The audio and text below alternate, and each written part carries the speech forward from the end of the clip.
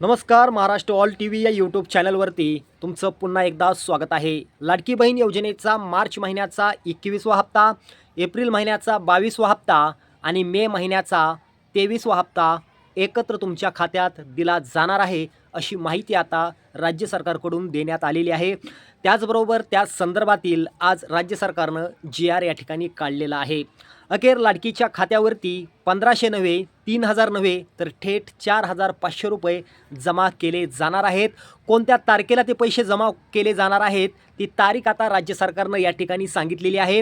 त्यामुळे लाडकीच्या चेहऱ्यावर एक प्रकारचा आनंद आता या ठिकाणी पाहायला मिळत आहे. ती तारीख तर आपण पुढे पाहणारच आहोत, पण त्याआधी महत्त्वाची माहिती देखील या ठिकाणी तुम्हाला सांगणार आहे.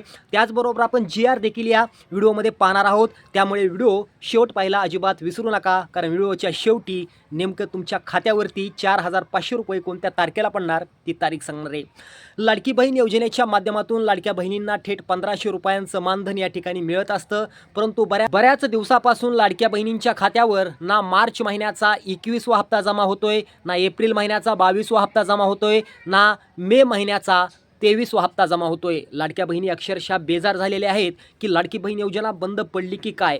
पण लाडक्या बहिणींनो तसं काही नाही आहे, कारण लाडकी बहीण योजनेचे 3 हप्ते एकत्र तुम्हाला दिले जाणार आहेत. म्हणजे थेट तुमच्या खात्यावरती 4500 रुपये वितरित केले जाणार आहेत.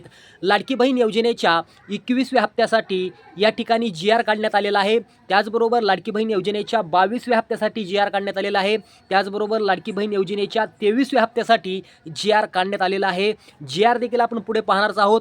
त्याचबरोबर ज्या लाडक्या बहिणींनी EKYC केली नसेल तर आत्ताच तात्काळ EKYC करा, कारण तुम्हाला जर लाडकीचा 21वा हप्ता घ्यायचा असेल, लाडकीचा 22वा हप्ता घ्यायचा असेल आणि लाडकीचा 23वा हप्ता तुम्हाला जर घ्यायचा असेल तर EKYC करणं फार गरजेचं आहे. त्याचबरोबर आधार लिंक नसेल तर आधार लिंक करून घ्या. तुमचा मोबाईल नंबर तुमच्या स्वतःच्या नावावरती असणं आवश्यक आहे. जर तुमच्या पतीच्या नावे जर नंबर असेल तर त्या ठिकाणी तुम्हाला त्या योजनेतून वगळण्यात येणार आहे. त्यामुळे जो तुम्ही बँकेला नंबर दिलेला आहे तो तुमच्या स्वतःच्या नावावरती असणं आवश्यक आहे. त्याचबरोबर तुमचा अंगठा लागणं देखील फार महत्त्वाचं आहे, कारण ही जी काही रक्कम आहे ती थेट DBTच्या माध्यमातून तुमच्या खात्यात जमा करण्यात येत असते. त्यामुळे तुमचा अंगठा लागणं फार महत्त्वाचं आहे. विषय न लांबवता आता थेट तुमच्या खात्यावरती 4500 रुपये कधी जमा होणार आहेत ते आपण या ठिकाणी पाहूया.